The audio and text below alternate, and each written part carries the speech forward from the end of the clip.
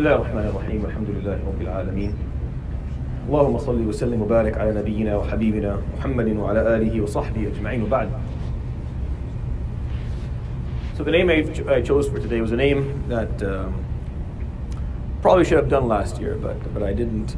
It's one of the early names you should always learn about when you're learning about Allah subhanahu wa ta'ala. And when I was taught the Asma al-Husna, it was probably third or fourth that we were taught about. And it's up there with those major names like Ismullah al-Aziz and Ismullah al-Khaliq and Ismullah al-Wahid al-Ahad. These names are unique, and they don't have synonyms, and they're in their own category. The name I'm going to talk about today is different than the names I've talked about in the last number of days, because it's an umbrella name. It's one of those major names. Many other names fall under it. Ismullah al Moheet. Ismullah al Moheet. And the proper translation for it, to the best of my knowledge, is the encompasser of all things and all creations, the encompasser of all. Under this name, many names fall, like the name of Allah subhanahu wa ta'ala, Alim, and Al-Sami' and Al-Basir, and Al-Latif, and Al-Khabir, and Al-Raqib, and Al-Shaheed, and Al-Qadir, and Al-Muhaymin, and Al-Rabb, and Al-Rahman, and Al-Rahim. All these names fall under his name Al-Muheet, because the concept of Al-Muheet, the meaning of the encompasser of all, is he who encompasses all with his knowledge, with his dominance, and with his care. So when he encompasses all subhanahu wa ta'ala, he encompasses all through his knowledge, through the fact that he dominates all, and through the fact that he cares for all as well. So all those other names fall under this name, this very large name, Al-Muheet. And in Arabic, the word Al-Muheet is sometimes used for the ocean. That's how we're used to it. But what it means is to surround something. Ahata is something surrounded something else. So Al-Muheet is not the surrounder, but is the encompasser, because he doesn't really do it physically, Jalla Jalaluhu. It's more of a figure of speech. He encompasses everything and everyone, Jalla Jalaluhu. It's in the Quran, and the actual name, Al-Muheet, is in the Quran 7 times. What's the name that it comes with? Nothing. It doesn't come with any name. Always alone. It's always alone, because it encompasses at least 25 names of Allah subhanahu wa ta'ala under it. It's an umbrella name that has 25 names under it, so it never comes with a name. It's always Muheeta or Muheet, all by itself, because it already has the meanings of so many other names. What's interesting about it is how it comes in the Quran and where it comes in the Quran. Of course, the actual verb of ahata actually comes in the Quran maybe 17, 18 times. I don't know the number, but it's something like that. But the actual name is only 7 times. And you look for the name or the verb referring to Allah subhanahu wa ta'ala in the Quran, where Allah uses it and when it's used is very, very specific. So you'll find it as one of the first names that are referred to in the Quran if you're starting reading from the beginning. So if you read Fatiha, you heard Ar-Rahman Ar-Rahim, and if you almost the first or second name after that is going to be Wallahu Muheetun bil Kafirin. In the ayah, أو كصيب من السماء فيه ظلمات ورعد وبرق يجعلون أصابعهم في آذانهم من الصواعق حذر الموت والله محيط بالكافرين. Speaking of the disbelievers and how they behave towards all the signs of Allah subhanahu wa ta'ala, Muheet is always going to come whenever the sin is complex. Whenever there's more to it than just what you've seen, it's usually more than one layer. And more than one thing has been done. And then he'll lose his name as Al-Muheet. Wallahu Muheetun bil Kafirin. He encompasses the disbelievers.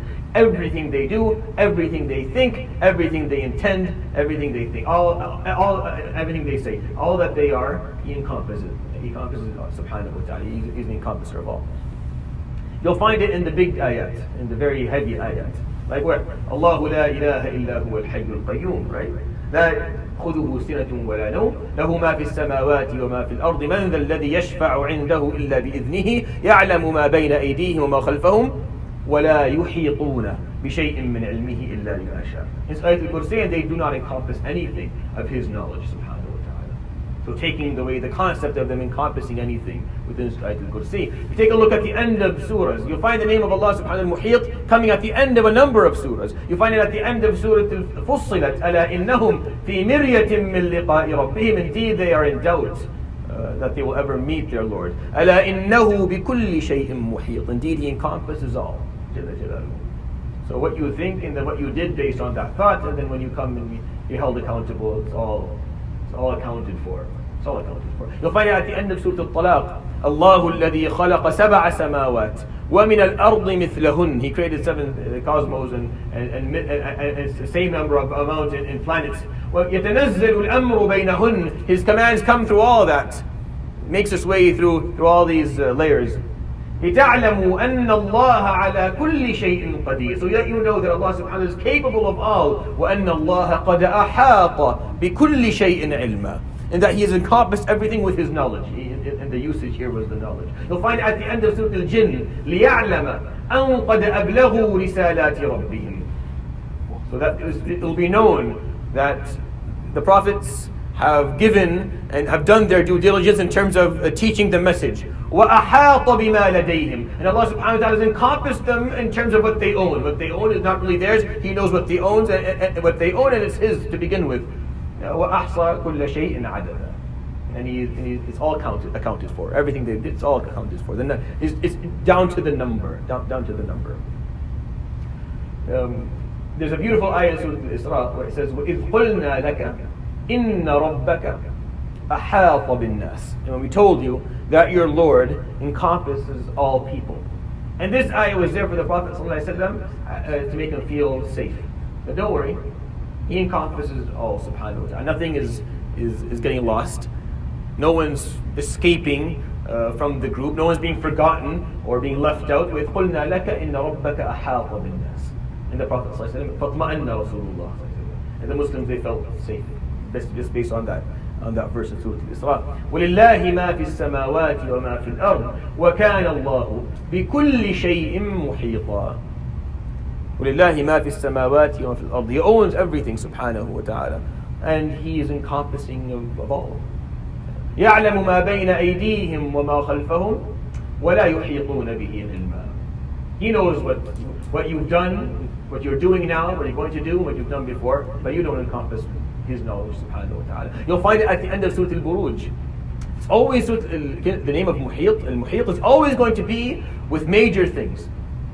It's always a hallmark. It's at the beginning of the Quran. It's in the biggest ayah, most important ayah of the Quran. It's always connected to sins or deeds or actions that are horrific in nature. It's always going to be something very complex, very difficult in the name Muheet will be used. Why? Because it makes it easier than using many names of His subhanahu wa ta'ala. You just use that one. It makes up for a lot. So in Surah Al-Buruj, what happened to the believers in Surah Al-Buruj, those who were thrown into the trench to burn alive, at the end of the surah, right at the end, وَاللَّهُ مِن وَرَائِهِمْ مُحِيطٌ. Those who did this, and those who had that done to them, Allah subhanahu wa ta'ala is there. He encompasses all of it. He encompassed all of it. And it's all recorded. And accountability is soon to come.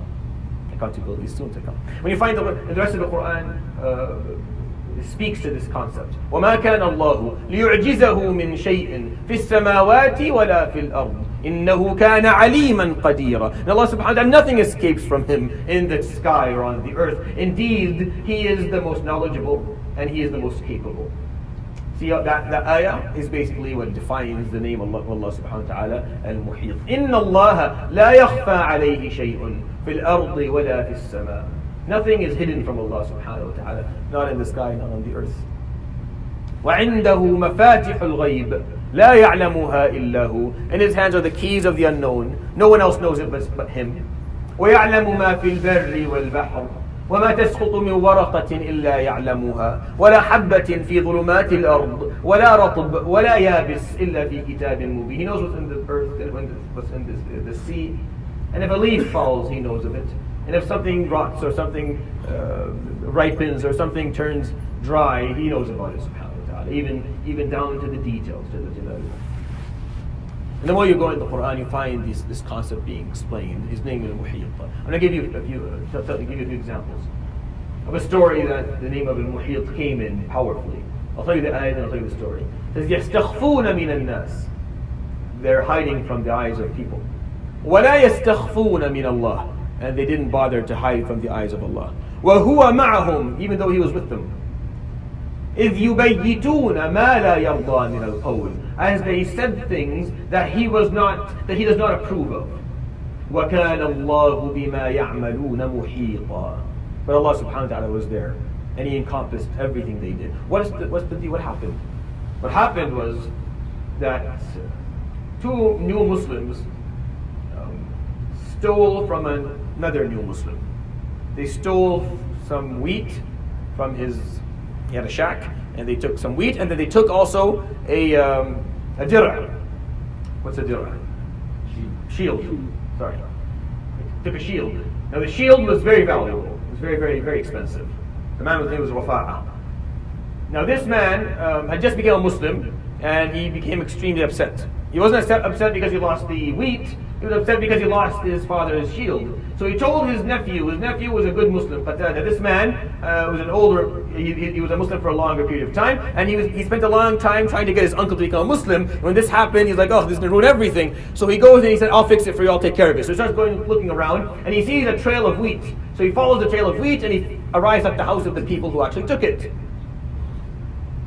And he could hear them cooking and making food, so he knew that it was inside, but he couldn't actually just open the door and enter, but he knew it was them. So he goes back and he tells the Prophet ﷺ, he said that. He said, Ya Rasulullah, this would happen, 1, 2, 3, this went on, and I fought, and this is what I found. So the Prophet ﷺ said, I was like, alright, that makes sense. Now the people who were inside, they saw this man see them. So the son was sitting on the roof, and he saw this guy put one and one together, and figured out that they're the ones who stole, so he went down and said, look, someone figured you out. So what did they do? They were proactive. They gathered the family. They said, this is what we've done. We need you all to testify that we were with you all night and that we didn't go anywhere. We're going to send someone, take the shield, and bury it in the backyard of the Jewish man who lives beside the guy who lost the shield. And that way, and we go tell the Prophet ﷺ that we had nothing to do with this, and it was, this man is sending out false accusations, and he's lying, and he's destroying our reputation, right? It's character assassination, basically. That's what they're going to play. I need people to be there. We need people to testify. So the family said, "We're good." So the guy, one of them goes and he buries it in the backyard, and then they go to Ya Rasulullah, بلغنا أن فلانا يقول عنا كذا وكذا وإنا قوم كذا وقوم كذا. He goes to say, Ya Rasulullah, someone's saying this about us, and we are people known for our integrity and known for our dignity, and we didn't do this, and we were together all night and no one left. And what we did see is we saw this man. His name was Zayd ibn Samin. He was a Jewish neighbor. We saw him go into the shack and take it. And if you go look somewhere in his backyard, you'll probably find the shield that he's looking for. So the Prophet ﷺ was like, all right, someone go and look, see if you can look into the backyard. So they go and look in the backyard. Of course, they find the shield. And then they bring this poor man who had nothing to do with this whole issue at all, who had no idea that this was stolen, didn't even know there was a shield to begin with, and now he's being prosecuted for something he had nothing to do with. But all the evidence seems to be pointing towards him.